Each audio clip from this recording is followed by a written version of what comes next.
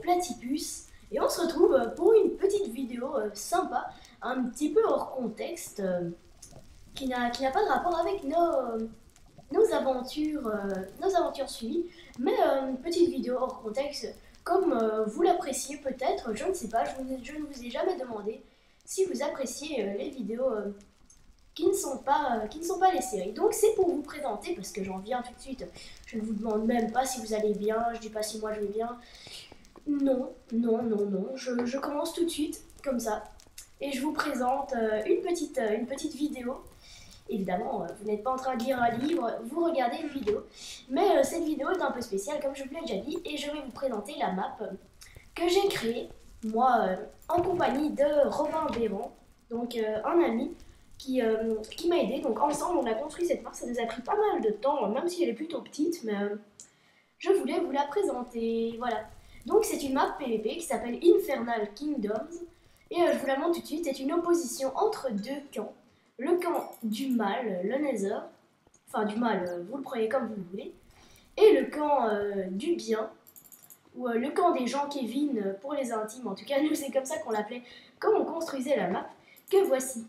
Donc je vous présente un petit peu, donc c'est une map PVP avec deux camps qui s'affrontent. Donc vous avez tout simplement ici Nether Team, attention ne cassez aucun bloc de l'arène, donc on se met en game mode 2 quoi.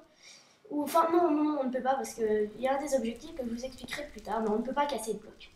Donc pour commencer, on se sert ici, on prend une netherrack qui symbolise notre vie, en quelque sorte, puis une flèche, enfin un lot de 4 flèches. Puis alors ici, on rentre là, hop, on reçoit un arc, on ressort, hop, on rentre ici, on reçoit une épée en bois, on ressort, et on est prêt pour combattre. Donc on est prêt pour combattre, donc on a ces 4, excusez-moi parce que je ne les ai même pas pris, on a nos 4 flèches, notre netherrack, et on est prêt, donc on attaque le camp adverse. Alors il y a des coffres bourrés de ressources très importantes.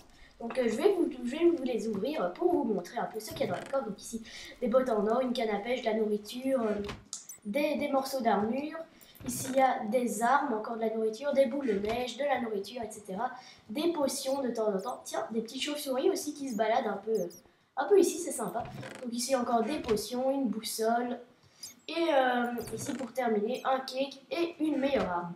Donc le but est bien sûr de se servir, de se ruer vers les coffres, de se servir de plein de stuff et d'aller attaquer les ennemis. Donc peu importe le camp, hein, évidemment, si vous êtes le camp médiéval, vous allez attaquer le Nether, évidemment. Et donc vous arrivez, vous avez donc bien sûr les objectifs principaux et les objectifs secondaires. Donc vous avez ici déjà la team, donc déjà l'objectif. Définir votre spawn est nécessaire, donc je ne vous l'ai pas dit, mais vous dormez dans les lits, vous n'êtes pas débile, vous l'aviez compris. Donc ici c'est les cactus, c'est pour l'autre team. Et donc le but vous sera pour la team Nether de casser ces 2 laines à détruire pour la Nether team. Et quand vous les avez détruits, vous avez gagné la partie. Alors de même, pour la Medieval Team, vous allez au Nether, vous montez les escaliers, et hop, vous allez casser ce bloc, ainsi que ce bloc. Donc voilà, vous allez me dire que la Medieval Team est défavorisée, car pourquoi est-ce que les 2 blocs sont au même endroit? Tout simplement parce que la forteresse du Nether est un petit peu plus difficile à défendre, donc c'est normal qu'ils aient ce petit avantage. Voilà, ici par exemple, vous pouvez monter les escaliers, donc enfin bon, je vais pas vous ennuyer là-dessus. Donc vous avez compris l'objectif. Bien sûr, dans une team, il y a plusieurs joueurs, entre 2 et 4. Donc c'est du 2 contre 2, 4 contre 4. Plus, c'est difficile à gérer.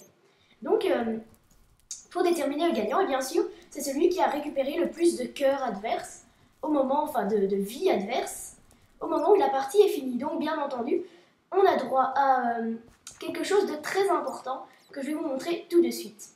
Donc, vous donnez /give votre nom 137.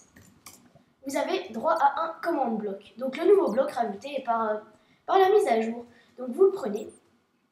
Et tout simplement, ici, vous écrivez quelque chose. Donc, je vais juste voir, je vais vous ennuyer. Je reviens. Rien ne s'est passé. Vous n'avez rien vu, rien entendu. Mais tout simplement, donc, je vous explique. Vous tapez game rule. avec une majuscule, je pense. Keep Inventory. Voilà, done. Donc normalement ça devrait fonctionner si je ne me suis pas trompée. Donc vous voyez une redstone, un petit levier. Comme ça on fait ça vite fait. Hop, on fout le levier, il est là. Et hop, voilà, donc ça marche pas. Game rule, keep inventory. Attendez, il y a un problème. Bon, on se retrouve, deuxième ellipse. J'ai eu un petit problème. Voilà, j'ai trouvé le problème. En fait, j'ai juste fait une majuscule ici. Hop, voilà, il n'y en a pas. Excusez-moi pour ce problème. Hop, j'active commande 7.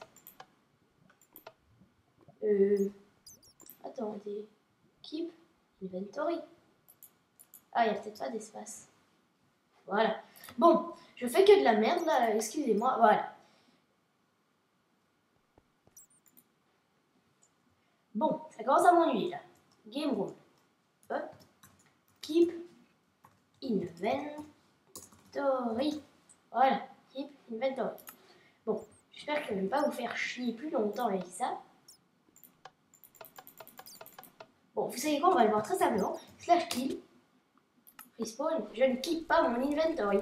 Bon, en gros, vous faites ça. J'ai eu un petit problème avec ça, mais bon. Ce sera peut-être réglé. De toute façon, je vais le faire pour vous. Ce sera déjà fait quand vous téléchargerez la map, car la map, c'est en téléchargement, bien entendu. Donc, quand vous la téléchargerez, ben, le Keep Inventory sera déjà fait. Donc, vous ne devriez rien faire normalement. Et donc, vous garderez votre inventaire à chaque mort. Donc je vais quand même un peu continuer, parce que là on a encore rien foutu depuis le début. Je vais un peu vous expliquer les différents châteaux. Donc ici vous pouvez descendre au deuxième étage, étage de snipe, donc pour sniper les adversaires.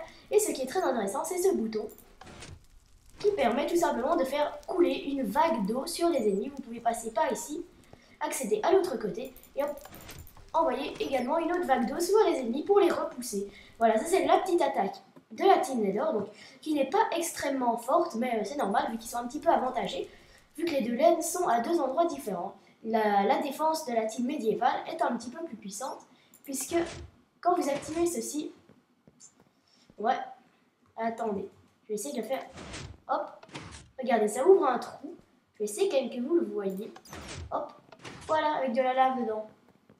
Donc c'est plutôt méchant quand même, comme défense si les ennemis viennent. Donc voilà, je vous ai présenté la map, un petit peu ces petits secrets, sans parler du terrain libre. Donc ici vous avez la première partie du terrain libre avec une table d'enchantement, donc vous pouvez vous y ruer, ce sera très intéressant pour enchanter si vous avez par exemple tué une ou deux personnes et vous avez quelques petits niveaux.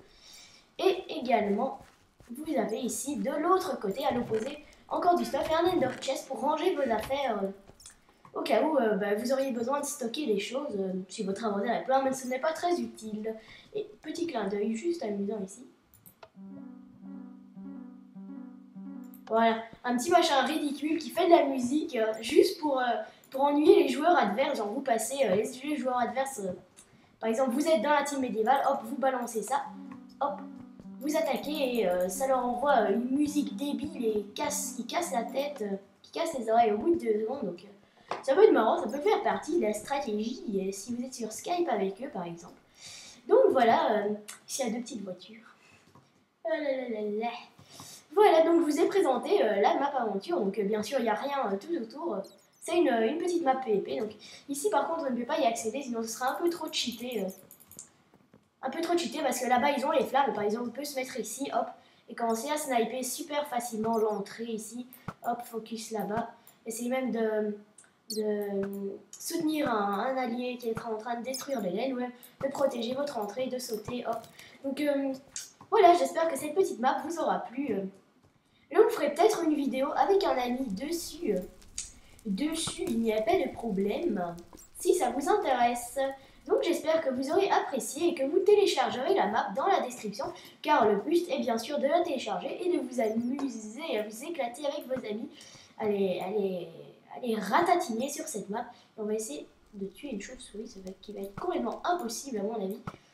Parce qu'elles sont tellement rapides, les petites chauves-souris, que à mon avis ça va être super dur de les toucher. Donc voilà, je vais vous quitter ici. On se retrouve dans une prochaine vidéo. Allez, à plus tout le monde. C'était Platypus.